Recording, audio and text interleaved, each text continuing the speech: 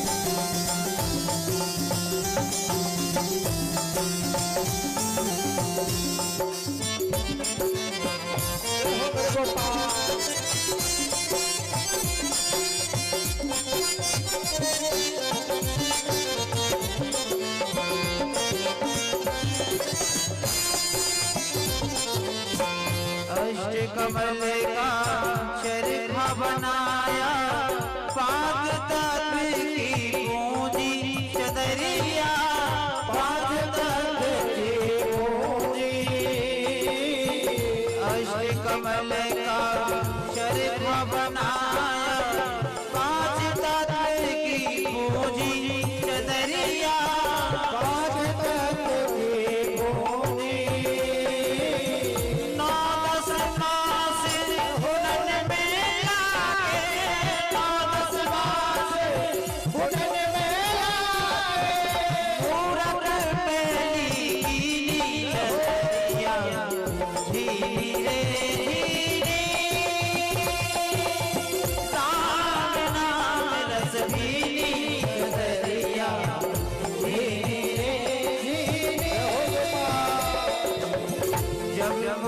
चादर बन घर आई, रंग रे को नीली चदरिया, रंग रे को नीली,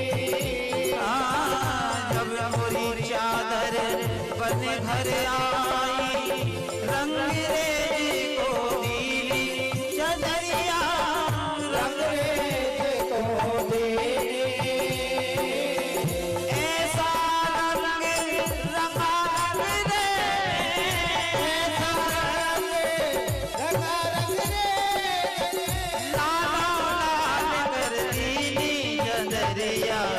झीली रे झीली, राम नाम रस भीली, चदरिया झीली रे झीली,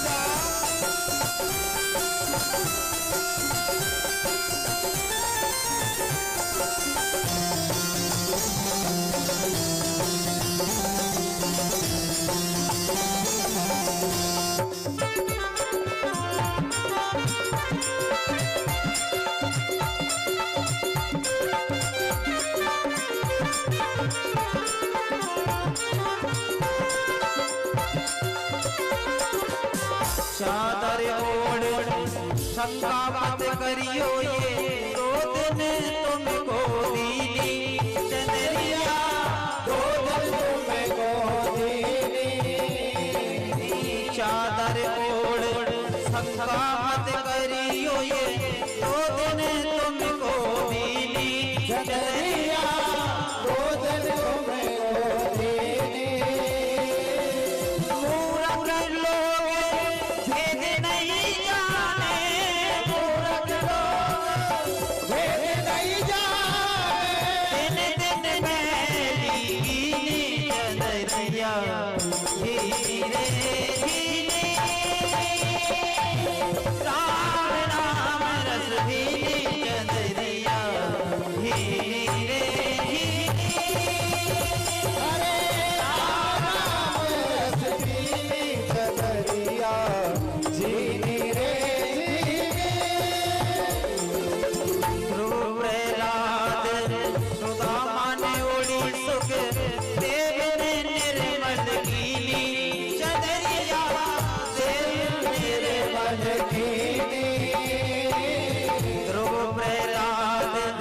सुदामा ने ओढ़ी सुख देव ने निर्मल कीनी जनैया देव ने निर्मल कीनी दास कबीर ने ऐसी ओढ़ी दास कबीर ने ऐसी ओढ़ी क्यों की क्यों धर दीनी जनैया मेरे जीनी राम नाम रस बीनी जनैया मेरे जीनी ओ राम नाम रस बीनी जनैया मेरे जीनी जनैया मेरे जीनी जनैया मेरे बोलो भागवत भगवान की। तो हम जो लोग हैं अष्ट कमल का चरखा बनाया, पांच तत्व की पूनी, पांच तत्व जानते हैं, चित जल पावक गगन समीरा, पंच रचित अति अदम शरीर, ये पांच तत्व 9-10 मास बुनन में लागे। माता अपने गर्भ के अंदर बच्चे को 9-10 महीने रखती है। चदरिया जीनी रे जीनी, और फिर भी हम लोग क्या परिणाम देते हैं अपने माता पिता को, आप बताओ। जिस माता ने हमें जन्म दिया, पाल पोष करके बड़ा किया, 9 महीने पेट में रखा, और शादी होने के बाद हम लोग उन्हें भूल जाए, क्या ये बात ठीक है? बोलो। खुद गीले में सोई, तुम्हें सूखे में सुलाया, जब भी रात को कोई परेशानी हुई तुरंत दिखाया, और आज हम माता पिता से दूर हैं। इसका मतलब कहीं माता पिता के परवरिश में तो कमी नहीं रही होगी। इसका मतलब जो आने वाली पत्नियां हैं वो जो संस्कार लेकर के आई हैं, उनसे परिवार में मतभेद होता है। प्रेम से बोलो। आज क्या हुआ मेरे प्यारे, जब राजा सगर ने 60,000 टुकड़े कर दिए उस मांस के पिंड के, तो बड़ा क्रोध आया। क्या करूंगा, जी करके मुझे जीना नहीं है, एक ही तो बेटा है, वो भी दिन भर सोचता रहता है, मेरा तो जीना ही बेकार है प्यारे। एक दिन क्या हुआ, राजा सगर बैठा हुआ है, एक संत महाराज निकले और राजा सगर से पूछा, क्या हुआ, क्यों बैठे हो? बोले, मैं जी कर करूंगा भी क्या, मेरा एक बेटा है, वो भी बेकार निकल गया, दिन भर सोचता रहता है। मेरी दूसरी पत्नी ने एक मांस के टुकड़े को जन्म दिया, मैं क्या करूं, मैंने 60,000 टुकड़े कर दिए क्रोध में आकर के। बोले, अब मुझे जीना नहीं है। महाराज संत ने समझाया, भैया क्या करोगे संतान लेकर के? अरे संतान वाले भी दुखी और जिनके संतान नहीं है वो भी दुखी। संसार में कोई सुखी दुखी है ही नहीं। और तुम क्या सोचते हो संतान तुम्हें सुख देगी? कोहू न काहू सुख दुख दाता, निज कृत कर्म भोग सब भ्राता। अरे राजा, आप ऐसी बातें करते हुए अच्छे लगते हैं। बोले, महाराज मुझे उपदेश मत सुनाइए, आप मेरी पीड़ा को समझने का प्रयास करें। अरे तुम तो बाबा हो, तुम्हें क्या पता पुत्र की प्राप्ति क्या होती है, क्या होता है पुत्र, तुम क्या जानो? मैं जानता हूं। अब तो संत महाराज को दया आ गई। क्यों? संत हृदय नव नीत समान।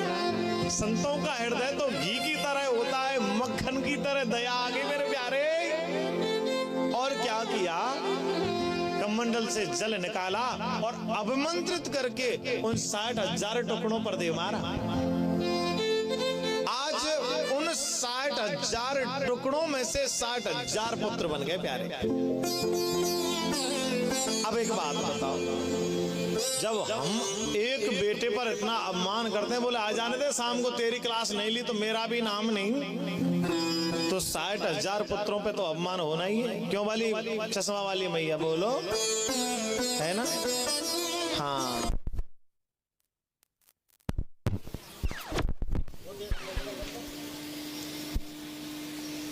अब बताओ अपमान होता है कि नहीं होता? होता है ना। इसलिए मनुष्य को अपमान नहीं करना चाहिए।